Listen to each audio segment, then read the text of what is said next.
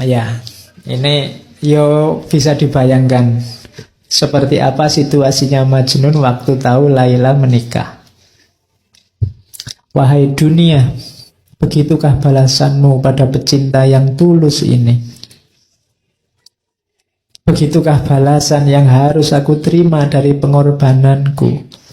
Kemarin aku masih merasa senang karena bayang-bayang Laila masih hadir dalam mimpiku. Namun kini bayangan itu pun engkau renggut. Apalagi yang aku miliki sekarang. Wahai dunia, engkau telah mencabik-cabik tubuhku yang lemah tak berdaya. Mengapa engkau belum puas juga hingga tega merenggut mimpi indahku? Laila, wahai Laila, di mana engkau letakkan hati dan jiwaku? Di mana engkau simpan janji dan kenangan kita? Semudah itukah engkau menyerah, melupakan segala derita yang aku rasa? Tangan siapakah yang telah mencengkerammu dan menjauhkan dirimu dariku?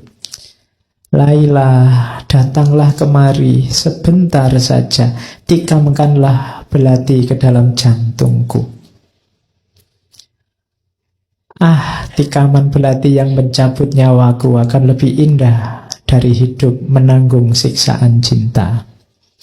Ya, Laila juga terpaksa menikahnya, tapi ini Majnun ini kabarnya begitu mendengar Laila menikah, pingsan berhari-hari. Iya. Jadi pingsannya berhari-hari. Terus begitu bangun nanti keluar banyak syair kesedihan. Pas hari menikah kalimatnya ini. Ya, cuma ini tidak pada resepsi ya, tetap di padang pasir. Jadi katanya, Kois, semoga kalian berdua selalu berbahagia di dunia ini. Aku hanya meminta satu hal sebagai tanda cintamu. Janganlah engkau lupakan namaku, sekalipun engkau telah memilih orang lain sebagai pendampingmu. Janganlah pernah lupa bahwa ada seseorang yang meskipun tubuhnya hancur berkeping-keping, hanya akan memanggil-manggil namamu, Laila. Oke. Ya boleh kamu tiru nanti kalau mantanmu kawin.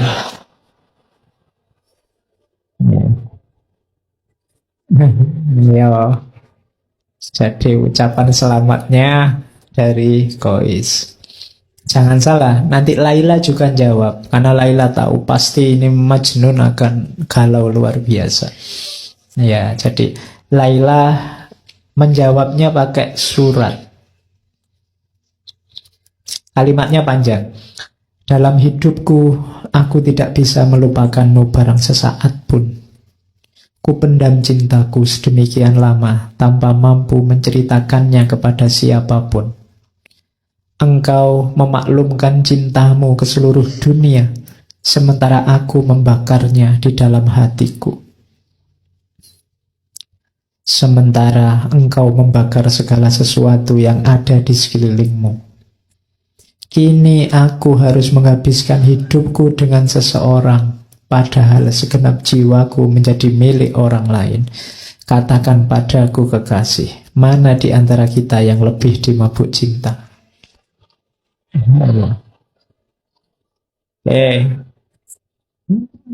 Ya, engkau atau aku. Ya. Tapi nanti ini ya bagian-bagian belakangnya menenteramkan Majnun.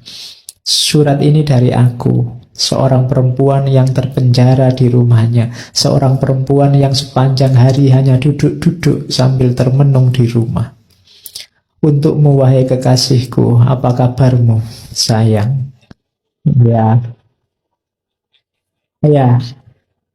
Bagaimana hari-harimu, dengan siapa engkau menjalani jam demi jam dalam hidupmu di lembah-lembah dan gunung-gunung itu?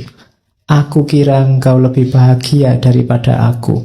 Engkau bisa bebas pergi kemana saja, dengan siapa saja, dan bisa makan apa saja. Sedangkan aku, ketahuilah kekasihku, aku tak bisa berbuat apa-apa, kecuali hanya menunggu hari demi hari tanpa jiwa, sambil terus mengingatmu dan merinduimu. hatiku hampa.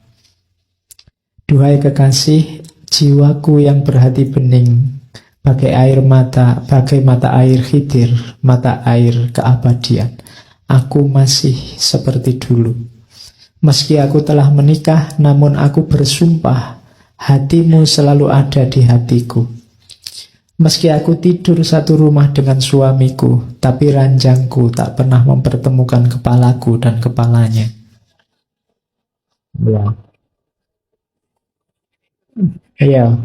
Itu kalimat aslinya la yajma'u ra'si wa ra'suhu firos. Jadi memang Laila tidak mau disentuh oleh suaminya. Nanti ceritanya begitu.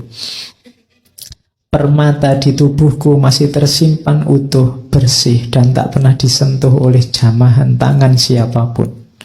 Hartaku yang paling berharga masih terkunci rapat dan tak pernah dibuka oleh tangan siapapun. Bunga di taman masih tetap kuncup dan belum merekah sebagaimana dulu. Wahai kekasih hatiku, kemarilah, tuangkan air keabadian Khidir itu. Jarak jauhku darimu tak akan lama lagi. Kita akan menyatu dalam keabadian. Ya, ini surat panjangnya Laila karena untuk menenteramkan Qais.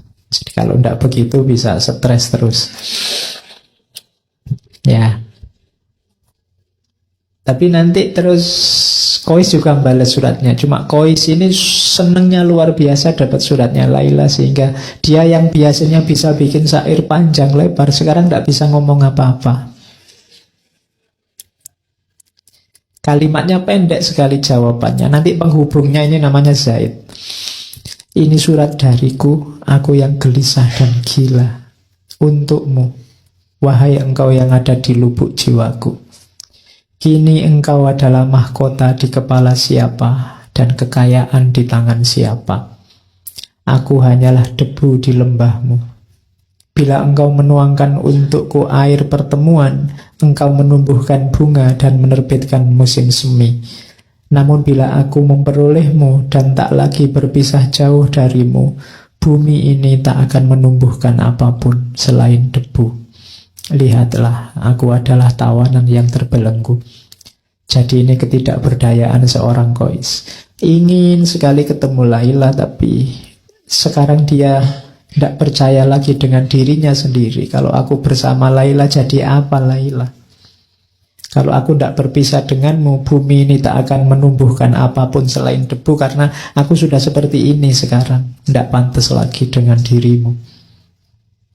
Jadi itu juga hiburannya Qais pada Laila, maka Laila tenang saja, tidak apa-apa. Jadi itu peristiwa kiamatnya Qais ketika pernikahannya Laila.